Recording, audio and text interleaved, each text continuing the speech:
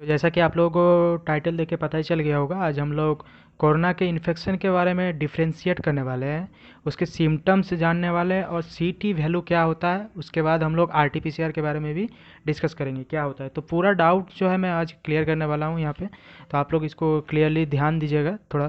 तो first slide में आपको दिख रहा होगा टाइप्स ऑफ कोरोना इन्फेक्शन, जिसमें आपको 4 टाइप के इन्फेक्शन दिखेंगे: early corona stage, second attack, post vaccination corona and new strain of corona. हो सकता है इसमें से किसी का थोड़ा बहुत स्पेलिंग मिस्टेक हो, वो थोड़ा इग्नोर कीजिएगा, लेकिन एक्सप्लेनेशन थोड़ा ध्यान से सुनिएगा, क्योंकि अभी लोग डिफ्रेंशिएट नहीं कर पा रहे कि मतलब मुझे कोविड हुआ है या कुछ और हुआ है। तो उसी के बारे में मैं अभी डिफ्रेंशिएशन करूँगा। तो पहले ये कोरोना के इन्फेक्शन के बारे में मैं डिस्कस करूँगा, उसके बाद symptoms and how to detect you are positive के बारे में मैं डिस्कस करूँगा। तो अभी जैसे कि आपको दिख रहा होगा, फर्स्ट में अर्ली स्टेज कोरोना, वो क्या था? सार्स कोव 2, इसका जेनरिक जो नेम है यही है। ये स्टार्टिंग टाइम का था, जो अ, हम लोग चाइना से जो लीक हुआ था वो 2019, और इंडिया में फर्स्ट केस आई थिंक 24 मार्च को या उससे पहले कुछ तो हुआ होगा, उस टाइम का था। तो वो था अर्ली स्टेज कोरोना। तो वो क्या था? नॉट मच इफेक्टिव, ज़्यादा इफेक्टिव नहीं था, क्योंकि वो उसका जो मोर्टेलिटी रेट होता है, मोर्टेलिटी रेट वो होता है कि हम लोगों के बॉडी में वो कितना तेज़ी से फैल रहा है, तो वो होता है मोर्टेलिटी रेट। तो उसका मोर्टेलिटी रेट थोड़ा कम था, नॉर्मल वायरस के हिसाब से थोड़ा कम था। इफ़ेक्ट भले ही वो कर रहा था हार्ट पेशेंट को या जिसको डायबिटीज़ है उसको इफ़ेक्ट कर रहा था वो, लेकिन नॉर्मल जो ऐसे आदमी होते हैं उन लोगों को ज़्यादा इफ़ेक्ट नहीं पड़ रहा था, वो रिकवर हो जा रहे थे जल्दी। उसके बाद क्या है? Second attack. एक बार आप रिकवर हो गए, मेडिसिन लिया आपने, पूरा मतलब क्वारंटाइन रहे, उसके बाद आप रिकवर हो गए, फिर से आपको अटैक है। तो ये क्या होता है? ये ज़्यादा डेंजरस नहीं है, क्योंकि ये जो आप एक बार रिकवर हो चुके हैं, हमारे जो इम्यूनिटी सिस्टम है उसमें आपका जो मेमोरी सेल्स होते हैं, बायोलॉजी स्टूडेंट्स को ये समझ में आ रहा होगा अच्छा से, लेकिन मैं आप लोगों को भी एक्सप्लेनेशन कर देता हूँ। हम लोग के शरीर में जो इम्यूनिटी होता है उसमें मेमोरी सेल होता है। मेमोरी सेल वो वायरस को याद रखता है। ये एकदम एक्सप्लेनेशन इसका परफेक्ट है कि वो याद रखता है। वो फिर जब वो वायरस फिर से एंटर करेगा बॉडी में, तो उसके खिलाफ वो फाइट कर सकता है, एंटीबॉडी तब तक थोड़ा बहुत उसमें बन जाता है। तो सेकेंड अटैक जो है वो भी ज़्यादा इफेक्टिव नहीं है। फिर आ गया हमारा पोस्ट वैक्सीनेशन कोरोना। ये क्या हो रहा है? ये आप जब वैक्सीनेशन ले रहे हैं उसके 15 डेज बाद ये भी आपका मतलब पॉजिटिव शो कर रहा है। ये क्या है? ये मतलब साइड इफ़ेक्ट्स पकड़ लीजिए। हाँ, क्योंकि हमारा बॉडी वैक्सीन को कैसे वो अपना रहा है, क्योंकि वैक्सीन जो होता है वो क्या होता है? वो वायरस का ही ऑपोजिट चीज़ होता है, जो कि बॉडी को अपनाना पड़ता है उसको। तो वो थोड़ा अपनाने के लिए कभी कभी वो पॉजिटिव शो कर जाता है। किसी किसी में पॉजिटिव आ रहा है, किसी किसी में कोई लोग का इम्यूनिटी स्ट्रांग है, स्ट्रांग होने के कारण वो उसको मतलब एक्सेप्ट कर ले रहा है और उसमें पॉजिटिव नहीं आ रहा है।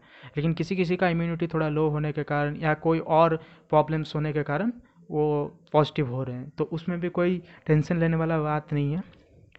लास्ट और अभी जो हम लोग का न्यू स्ट्रेन ऑफ कोरोना है, जिसका कोड नेम है सार्स कोव 3। ये क्या हुआ है?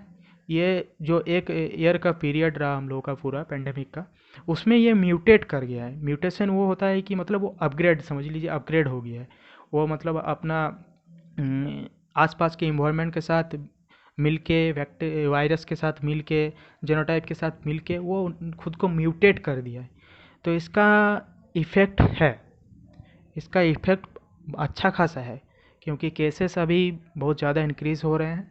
और जो कि जो अर्ली स्टेज कोरोना जो मैंने बताया सार्स कोव 2, जो कि 7 दिन में जो ऑक्सीजन लेवल को ड्रॉप कर रहा था, अगर मतलब वो बिना ऑक्सीजन सिलेंडर के रह रहे हैं तो 7 दिन तक वो ऑक्सीजन लेवल को धीरे धीरे ड्रॉप कर रहा था। लेकिन इसमें क्या हो रहा है? इसमें ये न्यू स्ट्रेन में हो रहा है कि ये decreasing O2 level very quickly, मतलब ये बहुत जल्दी डिक्रीज कर दे रहा है O2 लेवल को। तो इसका O2 लेवल का डिक्रीजिंग पीरियड 2 दिन हो गया है, 7 दिन से अभी ये 2 दिन पे उतर गया है। तो इसमें बहुत ज़्यादा दिक्कत हो रहा है। तो इसमें थोड़ा टेंशन लेने वाला बात है, क्योंकि O2 लेवल को डिक्रीज़ करेगा तो पेशेंट का लंग्स मतलब काम करना बंद कर देगा। मेनली ये वायरस तो लंग्स पे इफ़ेक्ट कर रहा है, तो ये थोड़ा टेंशन लेने वाला बात है और लोगों का अभी अवेयर रहना चाहिए।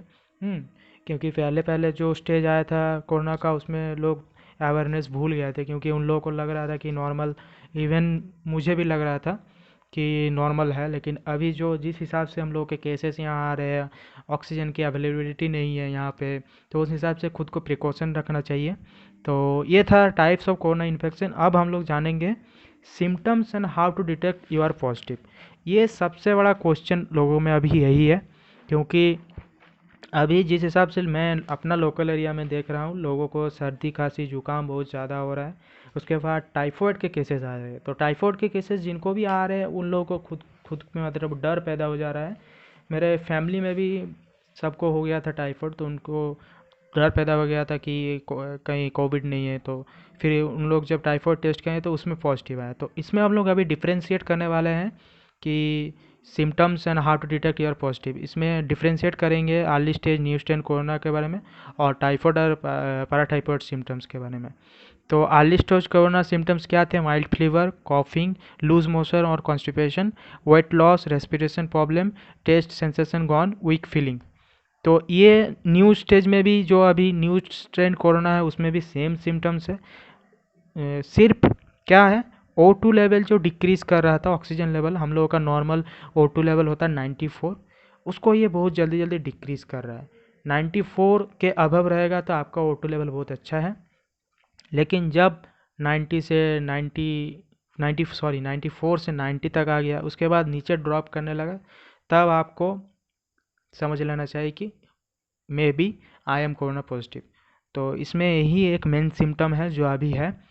और टेस्ट सेंसेशन जाएगा, जो कि टाइफॉइड में नहीं जाता है नॉर्मली। टेस्ट सेंसेशन वो इसमें कोविड में जा रहा है। और सबसे बड़ा डिफ्रेंसिएशन यही है टाइफॉइड और इसके बीच में, कि O2 लेवल सिर्फ कोविड में ही घटता है, ना कि टाइफॉइड में घट रहा है। टाइफॉइड में क्या आता है? फीवर, कॉफिंग, लूज मोशन या कॉन्स्टिपेशन रेयरली देखा जाता है। लेकिन फीवर कॉफिंग रहता है, जो कि बहुत ज़्यादा रहता है फीवर कॉफिंग। लेकिन वो टेंशन लेने वाला बात नहीं है। टाइफॉइड है वो O2 लेवल को डिक्रीज नहीं करेगा आपका। यही है डिफ्रेंशिएट। तो मतलब डरना नहीं है हम लोगों को कि अगर नॉर्मल फीवर कॉफिंग हो रहा है तो उससे हम लोग को डरना नहीं है, क्योंकि वो हो सकता है कि आपको टाइफॉइड भी हो। लेकिन जब आपको लगे कि आपको सांस लेने में तकलीफ हो रहा हो, या मतलब टेस्ट सेंसेशन मेरा गायब हो रहा है, माइल्ड फीवर आ रहा है, कॉफिंग आ रहा है, वेट लॉस हो रहा है, वीकनेस फील हो रहा है। वीकनेस फील तो इसमें भी, टाइफॉइड में भी होगा, लेकिन इसमें डिफ्रेंशिएट ज़्यादा है, क्योंकि वीकनेस कोविड वाला में ज़्यादा हो जाएगा। और O2 लेवल, यही मेन डिफ्रेंशिएशन है कि O2 लेवल जो है हम लोग का डिक्रीज़ हो रहा है। और हो सके तो आप लोग अपना लोकल एरिया या कहीं से ऑनलाइन अगर मंगवा सकते हैं तो घर में अभी ऑक्सीमीटर का एक व्यवस्था कर लीजिए, कि वो बहुत अच्छा चीज़ है। ऑक्सीमीटर अपना घर में आप देख सकते हैं कि मेरा O2 लेवल कैसे गिर रहा है। तो O2 लेवल गिरने के बाद मतलब हम लोग को क्या करना चाहिए घर पे, फर्स्ट एड, वो भी मैं बताऊंगा। लेकिन अभी वो एक्सप्लेनेशन नहीं करूंगा, क्योंकि मुझे इसके आगे अब हम लोग देखने जा रहे हैं what is CT value and RT-PCR। जो कोविड में CT वैल्यू होता है, जो जिससे हम लोग डिटेक्ट करते हैं कि इसको इनको पॉजिटिव है कि नहीं, ये नेगेटिव है कि नहीं, या कितना मात्रा में है। और RT-PCR जो मेन जो टेस्ट है, जो कोविड का मेन टेस्ट है। अभी 3 टाइम के टेस्ट कोविड में प्रेजेंट है: RT-PCR, Truenat and kit test. सबसे ज़्यादा एक्यूरेसी किस में है? RT-PCR। इसमें 92% से 94% तक एक्यूरेसी है, और ये एक्यूरेट रिजल्ट देता है टेस्ट के हिसाब से। और ये बहुत महंगा टेस्ट होता है, लेकिन अभी गवर्नमेंट या गवर्नमेंट हम लोगों को फ्री में प्रोवाइड कर रही है, इसके लिए ये अच्छा चीज़ है। तो लेकिन इसमें टाइम पीरियड बहुत ज़्यादा लगता है, 72 आवर्स मिनिमम लग जाता है। लेकिन क्या कर सकते हैं, क्योंकि पेशेंट बहुत ज़्यादा आ रहे हैं तो टाइम पीरियड भी ज़्यादा होता है। तो उसके बारे में हम लोग एक्सप्लेन करेंगे अभी कि RT-PCR क्या होता है।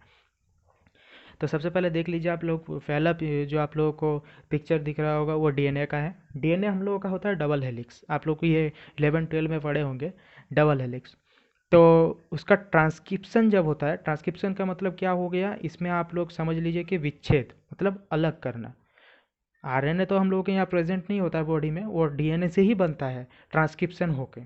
तो DNA जब, DNA मान लीजिए एक सीढ़ी आप पकड़ लीजिए, सीढ़ी को 2 भाग कर दिए, 2 RNA बन गया। एक DNA से 2 RNA बन गया। तो क्या हुआ, वो हो गया ट्रांसक्रिप्शन। और हम लोग क्या टेस्ट कर रहे हैं? Reverse transcription. मतलब हम लोगों को 2 RNA जोड़ के DNA बनाना है। उसी से वही डीएनए से हम लोग टेस्ट करेंगे। समझ रहे हैं ना आप लोग बात को, कि 2 आरएनए जोड़ के डीएनए बना रहे हैं। एक डीएनए टूट के 2 आरएनए बनता है, उसी को 2 आरएनए को जोड़ के एक डीएनए बना के हम लोगों को टेस्ट करना है। तो वो हो गया हम लोगों का फर्स्ट जो आरटी, रिवर्स ट्रांसक्रिप्शन, मतलब 2 आरएनए जोड़ के एक डीएनए बन गया। ट्रांसक्रिप्शन का उल्टा रिवर्स ट्रांसक्रिप्शन। और क्या होता है उसके आगे, पीसीआर, पॉलीमरेज चेन रिएक्शन। ये क्या होता है वो मैं सिटी वैल्यू में एक्सप्लेन कर दूंगा, पॉलीमरेज चेन रिएक्शन क्या होता है। तो यहाँ तक ये क्लियर है कि हम लोगों का रिवर्स ट्रांसक्रिप्शन क्या होता है। उसके बाद हम लोग देख लेते हैं अभी सीटी वैल्यू। देखिएगा मुझे नीचे फिगर में आपको दिख रहा होगा एक ग्राफ, जिसमें डीएनए के कुछ चेन्स दिख रहे होंगे। 1 डीएनए, 2 डीएनए, 3 डीएनए, ऐसे करके आपको डीएनए के चेन्स दिख रहे होंगे। जैसे ऊपर का डीएनए उसी के जैसे चेन्स बनाए जाते हैं। तो वही है पॉलीमरेज चेन रिएक्शन, जो इसमें हम लोग ये पीसीआर बोलते हैं। और इसी से सीटी वैल्यू हम लोगों का पता चलेगा। पॉलीमरेज चेन रिएक्शन मतलब क्या होगा, ये हम लोग का रिवर्स ट्रांसक्रिप्शन करके हम लोग एक डीएनए बनाए, उसके बाद हम लोग उसको चेन बनाएंगे। एक डीएनए के बाद दूसरा डीएनए जोड़ेंगे, तीसरा डीएनए जोड़ेंगे, चौथा डीएनए जोड़ेंगे। ये सब टेस्ट के अंदर ही आता है, reverse transcription, polymerase chain reaction. तो वो हो गया पॉलीमरेज चेन रिएक्शन। जो डीएनए जोड़ जोड़ जोड़ जोड़ जोड़ के जो चेन बनाया जाता है उसी को बोलते हैं पॉलीमरेज चेन रिएक्शन। तो अब आते हैं हम लोग सीटी वैल्यू पे, जिसको हम लोग बोलते हैं साइकिल थ्रेशोल्ड वैल्यू, सीटी वैल्यू।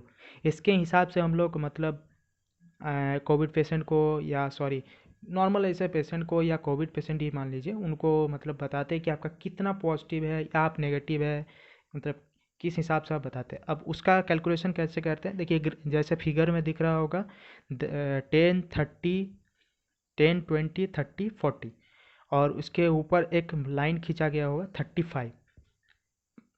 35 मतलब क्या है, 35 मतलब हो गया कि डीएनए के हम लोग 35 चेन में देख रहे हैं कि कितना नंबर चेन में हम लोगों को पॉजिटिव कोरोना के पॉजिटिव सैंपल पॉजिटिव दिख रहा है। कोरोना वायरस हम लोगों को दिख रहा है, वही है 35 चेन तक हम लोग लास्ट करेंगे। मतलब एक साइकिल पकड़ लीजिए, एक साइकिल का चेन को 35 राउंड घुमाने के बाद किस राउंड में हम लोगों को कोरोना मिल रहा है, उस हिसाब से हम लोग उसको पॉजिटिव देंगे। जैसे मान लीजिए नंबर 1 चेन जो मैंने मार्किंग किया है, नंबर 1 चेन हमने घुमा लिया, तो उसी में अगर मान लीजिए कि कोरोना हम लोग को मिल गया, तो मतलब इसका मतलब क्या हुआ कि वो पेशेंट बहुत ज़्यादा पॉजिटिव है, कि एक ही चेन में, एक ही डीएनए में हमको वो कोरोना के वायरस हमको मिल गया। मतलब क्या हुआ, वो बहुत ज़्यादा पॉजिटिव है। उसके बाद हम लोग को 10 चेन हम लोग घुमाए, डीएनए के 10 चेन घुमा दिए, फिर हम लोग को 10वां में पॉजिटिव मिल गया, तो भी पॉजिटिव बहुत ज़्यादा ही है।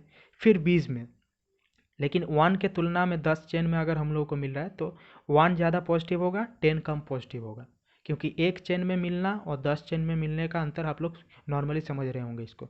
उसके बाद 20 चेन में हम लोग को मिला, 20वां नंबर चेन में, 20वां नंबर डीएनए में हम लोगों को मिला, तो वो 10 वाला से कम पॉजिटिव हो गया। फिर 30 में हम लोगों को मिला, वो 20 से कम पॉजिटिव हो गया। फिर 35 में हम लोगों को मिला, तो एकदम नॉर्मल पॉजिटिव है, वो एकदम कम पॉजिटिव है। या तो उसका इंक्यूबेशन पीरियड शुरू हुआ है, या वो मतलब 1 दिन का पीरियड या 2 दिन का पीरियड का ही मिडिल में पॉजिटिव है वो, या तो तुरंत वो उसको जब सिम्टम्स आया वही टेस्ट करवा लिया तब वो नॉर्मल आया 30 के अंदर, 35 के अंदर। फिर 35 के अप में अगर जाएंगे, अगर 35 चेन तक हम लोगों को कोरोना नहीं मिला, मतलब क्या हुआ, वो एकदम कन्फर्म नेगेटिव है। और 35 के अंडर हम लोगों को जितना कम चेन में, हम लोगों को जितना कम साइकिल थ्रेशोल्ड में हम लोगों को कोरोना के वायरस मिल जाएंगे, उतना ज़्यादा पॉजिटिव। मतलब क्या, ये एकदम क्लियर हो जाना चाहिए आप लोगों को, सीटी वैल्यू जितना कम उतना ज़्यादा पेशेंट पॉजिटिव है।